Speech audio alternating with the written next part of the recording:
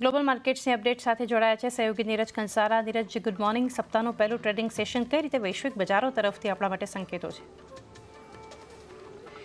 જી good morning ચાંદનીને. આજે સવારે આપણને જે સંકેતો મળી રહ્યા છે, ખાસ કરીને અમેરિકન ફ્યુચર્સ પાસેથી એ થોડાક આજે નબળા રહેતા દેખાઈ રહ્યા છે. કારણ કે જો વીકેન્ડ દરમિયાન શુક્રવારે આપણને એક બહુ મોટું ડેવલપમેન્ટ આવતું જોવા મળ્યું ને એ ડેવલપમેન્ટની અંદર અમેરિકાની જે રેટિંગ છે એ ઘટાડવામાં આવી છે. એને કારણે આજે યુએસ સ્ટોક ફ્યુચર્સમાં તમને એક ઘટાડો આવતો જોવા મળી રહ્યો છે. ડાઉ ફ્યુચર્સ 300 પોઈન્ટ જેટલો આપણને સવારે ઘટતો જોવા મળ્યો હતો. જોકે થોડી ઘણી રિકવરી ડાઉ ફ્યુચર્સની અંદર અત્યારે આવી છે. અત્યારે ઘટાડો જે છે 200-250 પોઈન્ટની આજુબાજુનો છે.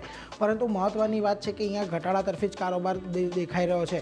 બીજી તરફ ટ્રમ્પની પુતિન અને ઝેલેન્સ્કી સાથે વાત કરવાની એક યોજના સામે આવી છે અને ખાસ કરીને ક્રૂડના જે કિંમતો છે એ પણ અહીંયાથી આપણને સ્થિર રહેતી જોવા મળી છે. સોનાની જે કિંમતો છે એમાં પણ નીચલા સ્તરેથી થોડી ઘણી રિકવરી આવતી જોવા મળી છે અને કોમેક્સ પર સોનાનો ભાવ આ સપ્તાહના અંતમાં આપણને ફરી પાછો 2% જેટલો ઉંચકાતો દેખાયો હતો.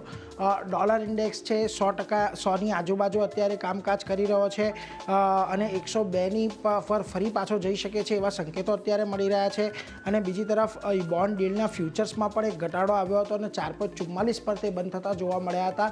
એટલે જે આ ક્રેડિટ રેટિંગ ઘટાડવામાં આવ્યું છે એને લઈને સોનામાં ઉછાળો જોવા મળ્યો, બોન્ડ ડીલની અંદર એક દબાણ જોવા મળ્યું છે અને ખાસ કરીને યુએસ ફ્યુચર્સ અત્યારે દબાણમાં કામ કરી રહ્યા છે. હવે શું મહત્ત્વની વાત રહી તો જુઓ, મૂડીસે યુએસનું રેટિંગ ગયા શુક્રવારના દિવસે ઘટાડતું જોવા મળ્યું, જેની અંદર અમેરિકાની ક્રેડિટ રેટિંગને તેમણે ડાઉનગ્રેડ કરી નાખી છે.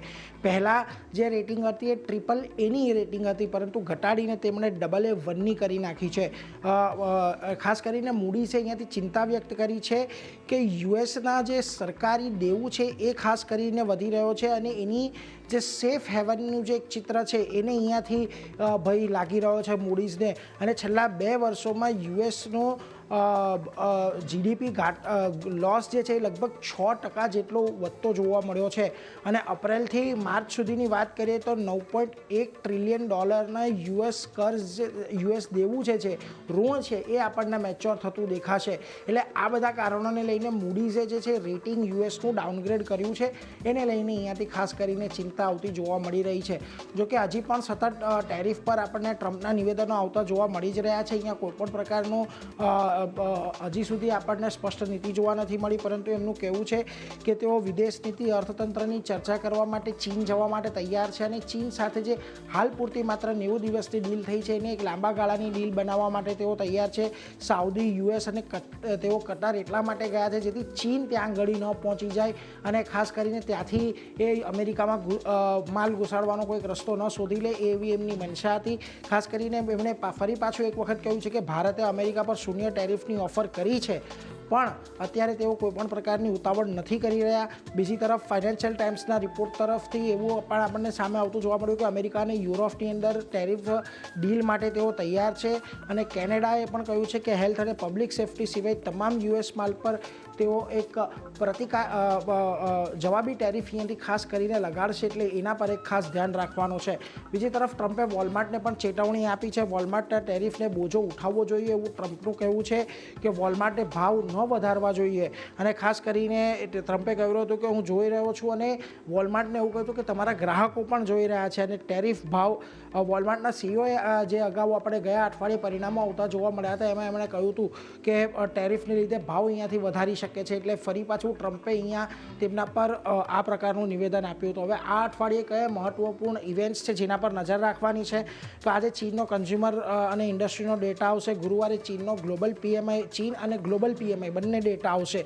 મંગળવારે કેનેડામાં G7ના નાણામંત્રીઓની બેઠક થવાની છે, એટલે એના પર એક નજર રહેશે કે ટેરિફવાળી પરિસ્થિતિની અંદરથી તેઓ કેવી રીતે રસ્તો કાઢે છે. આ ઉપરાંત યુરોપિયન કમિશનનો ઇકોનોમી આઉટલુક ડેટા જાહેર થશે. બુધવારે ECBની નાણાકીય સ્થિરતાનો અહેવાલ આવશે અને જાપાનનો ટ્રેડ ડેટા આવશે. એટલે આ બધા પર પણ બજાર પર વધતે અંશે આપણને થોડી ઘણી અસર જોવા મળશે, એટલે એના પર તો એક નજર રાખતા રહીશું.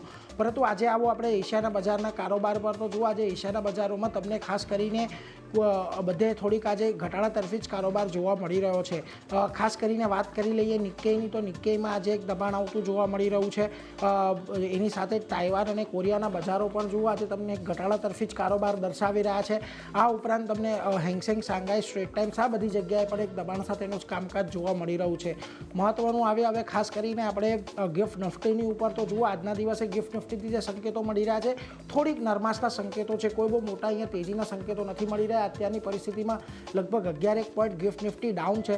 પરંતુ મહત્વની વાત અહીંયાથી એ છે કે ગયા અઠવાડિયે આપણે ઇન્ડેક્સ લેવલ પર 4%ની તેજી જોઈ લીધી છે. એટલે કદાચ આ અઠવાડિયે આપણને થોડીક નબળી શરૂઆત કે કન્સોલિડેશન જોવા મળે એવી પૂરેપૂરી શક્યતા છે ચાલની. જી નીરજ.